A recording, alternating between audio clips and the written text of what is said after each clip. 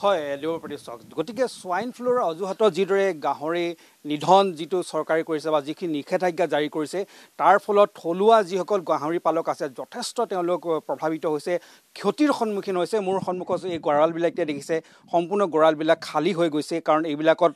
তেওঁলোকে ইয়াত যিহেতু গাহৰি পালন কৰি তেওঁলোকে পৰিয়াল পোহপাল দি আছিল বা গোটেই ব্যৱসায়টো তেওঁলোকে সুন্দৰভাৱে চলাই আছে কিন্তু হঠাৎ যেতিয়া এই আফ্ৰিকান সোয়াইন ফ্লুৰ অজুহাতত যেতিয়া চৰকাৰে নিষেধাজ্ঞাবিলাক আহিলে তাৰপিছতে দেখা গ'ল এই গাহৰি এই গঁৰালবিলাক এনেদৰে খালী হৈ পৰে জকাই বৰবিলত মই আছোঁ আৰু যিগৰাকী ইয়াৰ এগৰাকী উৎকৃষ্ট গাহৰি পালক আছে মই তেখেতৰ কাষলৈ গৈছোঁ যিহেতু আফ্ৰিকান সোয়াইন ফ্লুৰ অজুহাতত এতিয়া যিহেতু গাহৰি ক্ষেত্ৰত নিষেধাজ্ঞা জাৰি কৰা হৈছে গাহৰি নিধন কৰা হৈছে সমান্তৰালভাৱে কিন্তু বহিৰাজ্যৰ পৰা কিন্তু গাহৰি অনাৰ কিন্তু এটা চক্ৰ এতিয়া সক্ৰিয় হৈ পৰিছে কি ক'ব গোটেই বিষয়টোৰ সন্দৰ্ভত প্ৰথমে ক'ব লাগিব আমাৰ থলুৱা যিসকল গাহৰি পালক আছে সেইসকলক প্ৰথমে মৃত্যুৰ মুখলৈ ঠেলি দিছে প্ৰথম ক'ব লাগিব কিয়নো আপুনি যেটো উল্লেখ কৰিছে বা মোৰ নিজেই আপোনালোকে নিজে আহি পৰিৱেশটো দেখিছে গঁৰালখিনি কেনেকৈ খালী হৈ পৰি আছে আমাৰ বিশেষকৈ গাঁওখনত প্ৰায় 500ৰো অধিক লোকে জীৱ-জন্তু গাহৰি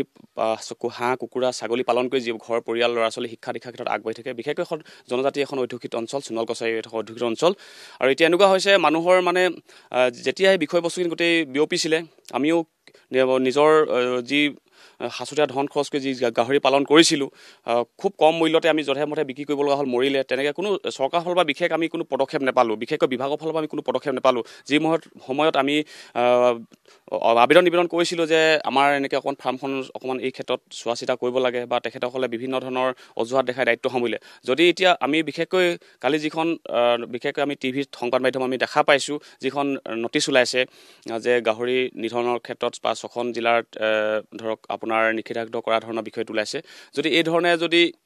চৰকাৰে যদি সঁচাকৈ যদি পদক্ষেপ লৈছে কিন্তু মই একেমুখে বেয়া বুলি নকওঁ কিন্তু যদি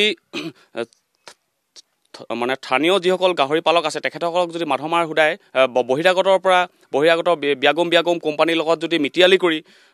লাখে কোটি টকা যদি তেখেতসকলে ধন ঘটা যদি সহজ উপায় যদি কৰিছে কিন্তু সেইটোৱে এটা খুব দুৰ্ভাগ্যজনক হ'ব আমাৰ বাবে আৰু আমি এতিয়া দেখিছেই কিমান কষ্ট কৰি ধৰক জীৱ-জন্তু পালন কৰি নিজৰ উপাৰ্জনৰ যি হাত খৰচ আমি প্ৰস্তুত কৰোঁ বা ঘৰখন পৰিচালনা কৰাত আমি সহি কৰোঁ কিন্তু এতিয়া আমি মূৰে কপালে হাত দিব লগা হৈছে এতিয়া দেখা পাইছেই গঁৰালটো ইমান এটা লাখ টকাৰ খৰচ কৰি বনালোঁ এতিয়া এই ধৰণে পেলাই ৰাখিব লগা হৈছে না প্ৰায় এটা কথা হয় যে এনেকুৱা সময়ত যেতিয়া সোয়াইন ফ্লুৰ এটা প্ৰসংগ আহে থলুৱা গাহৰি নিধন হয় সেইখিনি সময়তে কিন্তু বহিৰাজ্যৰ পৰা কিন্তু গাহৰি আমদানি কৰে মই সেই বস্তুটোৱে সন্দেহজনক আৰু ৰহস্যজনক মই আখ্যা দিওঁ কিয়নো দেখা পাওঁ আমি সঁচাকৈ যেতিয়া খুব লহপহকৈ গাহৰিটো পালন কৰি বা পোৱালি 10-15-12টাকৈ পোৱালি জগাই আমি বিক্ৰীৰ কাৰণে এখন বজাৰ প্ৰস্তুত কৰোঁ সেই তেনেকুৱা টাইমতে এই বিষয়বস্তুখিনি খুব উদ্ভাৱন হয় কিন্তু সেই বস্তুটো গম নাপাওঁ পৰৱৰ্তী সময়ত আমি অলপ দিনৰ পাছত খবৰ পাওঁ গোটেই বোলে বহিৰাগতৰ পৰা টাৰাকে ট্ৰেইনৰ ডবাত বোলে গাহৰি পোৱালি গোটেই আহিছে গোটেই বোলে ইয়াত ধৰক চৰকাৰ তথা কাৰ নেতৃত্বত আহে নাজানো কিন্তু আমি দেখা পাওঁ বিভিন্ন যেনেকৈ ডিব্ৰুগড় বাণীপুৰ ৰেলৱে ষ্টেচনত দেখা পাৰোঁ ঠিক তেনেকৈ আমাৰ ডাঙৰ যিসকল মানে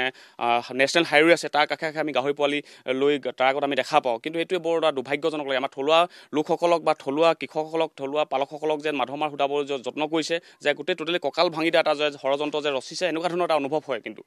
এতিয়া কি কৰিব আপোনালোকে যিহেতু যথেষ্ট আপোনালোকে সমস্যাৰ সন্মুখীন হৈছে গঁৰাল আপুনি কৈছে 600-500 মানুহ আছে ইয়াত আপুনি এজন প্ৰতিনিধি তাৰে কি ৰাইজে কি কৰিব এতিয়া কি ভাবিছে কি কৰিব উপায়হীন এতিয়া এনেকুৱা হৈছে যিসকলে পোৱালিটো যদি 5,500-6,000 টকাৰ মূল্যত যদি কিনে এতিয়া এনেকুৱা হ'ল মাজতে যেতিয়া এই খবৰটো বিয়পিলে একেবাৰে কম মূল্যতে পোৱালি দামৰ মূল্যতেই পোৱালিটো বিকিবলৈ হ'ল তেখেতসকলৰ যিখিনি খাদ্য সামগ্ৰী যিখিনি মেডিচিন যিখিনি ডক্টৰ চিকিৎসা ফিজ সেইখিনি মানে অথলৈ গ'ল এতিয়া কি কৰিব উপায়হীন বিশেষকৈ আপোনালোকে গাঁওখন যদি গোটেই আপোনালোকে প্ৰত্যেক ঘৰৰ ব্যক্তি ঘৰে যদি যায় দেখিব কাৰোবাৰ মানে যিহেতু গাহৰি 3টা পদ্ধতি যিহেতু পালন কৰা হয় এটা সম্পূৰ্ণ মানে এৰাল দিয়া পদ্ধতিত কৰে এটা বা সম্পূৰ্ণ এৰি দিয়া পদ্ধতিত কৰে এটা আধা মানে পকা আৰু বাহিৰত মিলিব পৰা তেনেকুৱা পদ্ধতিত কৰে কিন্তু আমাৰ প্ৰায় ঘৰে গাহৰি পৰে তাত দেখিব মাত্ৰ সেই গাহৰিক দিয়া দানা দিয়া পাত্ৰসমূহে দেখিব এনেকুৱা এটা দুখ লগা বিষয় হৈছে মানে কোনো কাকো বুজাব নাই কাৰণ কেলৈ আমাৰ বিশেষকৈ গাঁওখনত এই অঞ্চলটোত বিশেষকৈ ঘিটিয়া পথাৰ 1 নং বৰবিল 2 নং বৰবিল এই গাঁওখনত এনেকুৱা কৰে বিশেষকৈ গাহৰি পালন কৰি এই খেতি দিনত বিশেষকৈ কাতি আঘোণ মাহত মানুহৰ পা পইচা যথেষ্ট প্ৰয়োজন হয় বিশেষকৈ ডাউনিক ধান কাটিবলৈ মানে যি দৈনিক দিন হাজিৰা দিব লগা হয় যি কঢ়িয়া লোক আছে তেখেতসকলৰ দৈনিক দিন হাজিৰা দিব লগা হয় এই গাহৰি পালন কৰি বা কুকুৰা বা ধৰক ছাগলী পালন কৰি যি পইচা উপাৰ্জন কৰে সেই টকাটোৱে মাৰে এতিয়া কিন্তু এইবাৰ এনেকুৱা দেখা পাইছোঁ বহুত মানুহৰ এতিয়া অৰ্থ ক্ষেত্ৰত যথেষ্ট অসুবিধাৰ সন্মুখীন হ'ব লগা হৈছে বিশেষকৈ বহুত আশাৰে বাট চাই থাকে যে এই গাহৰিকেইটা বিক্ৰী কৰি এই যিবোৰ ধান খেতি কৰোঁতে যিখিনি হাজিৰা প্ৰয়োজন হ'ব বা গাড়ী বা আনোতে যিখিনি টকা প্ৰয়োজন হ'ব এইখিনি দিবলৈ যত্ন কৰে আৰু বহু লোকে কি কৰে আমাৰ যেতিয়া নতুন বছৰ আহে ধৰক এটা ঠাণ্ডা বতৰ আহে বিশেষকৈ গাঁৱৰ যিটো মোৰ সমস্যাৰ কথা যিহেতু আপোনালোকে সুধিছে যে ক'বই লাগিব বিশেষকৈ ল'ৰা ছোৱালীক মানে গৰম কাপোৰ গৰম চোলা দিবলৈ এই গাহৰি পালন কৰি তেখেতসকলে যথেষ্ট চিন্তা কৰি ৰাখে যে গাহৰি পালনৰ কিমান গুৰুত্ব আমি সকলোৱে জানো এতিয়া আপোনালোকৰ গাঁৱত এতিয়ালৈকে কিমান নিধন কৰা হ'ল এনে চৰকাৰৰ কোনো তেনেকৈ আজিলৈকে প্ৰতিনিধি অহা নাই কিন্তু প্ৰায় মৰিলে আৰু এনেকুৱা হ'ল মানুহে যেতিয়া খবৰটো গোটেই বিয়পিলে সংবাদ মাধ্যমত যিহেতু বহু লোকে দেখা পালে তেখেতসকলে যধে মধে বিকিবলৈ কোনো সি নাই আৰু চাবলৈ নাই আৰু লোকচান পোৱালিটো মূল্য যদি 6,500 5,500 টকা যদি কিনিছে তেখেতে যদি এটা বৰ্ষও যদি পালন কৰিছে কিন্তু তেখেতে যদি 6,000 7,000 টকাও যদি দিছে বেপাৰীয়ে মানে লৈ কিন্তু মাজতে বেপাৰী এচামকো সুবিধা দিয়া হ'ল অলপ ধনী হ'বলৈ কিন্তু পালকসকলৰ এতিয়া মূৰে কপালে হাত দিবলৈ আছে বহু লোকে বেংকৰ পৰা ঋণ লৈ তেখেতসকলে জীৱ জন্তু পালন কৰিছে নিশ্চয়কৈ যি ধৰণেৰে এতিয়া গাহৰি নিধন কৰা হৈছে তাৰ পাছত যিসকল থলুৱা গাহৰি পালক তেওঁলোকৰ মাজত মূৰে কপালে হাত দিবলগীয়া অৱস্থা কাৰণ থলুৱা পালকসকলে যথেষ্ট কষ্টৰে আৰু যথেষ্ট লোন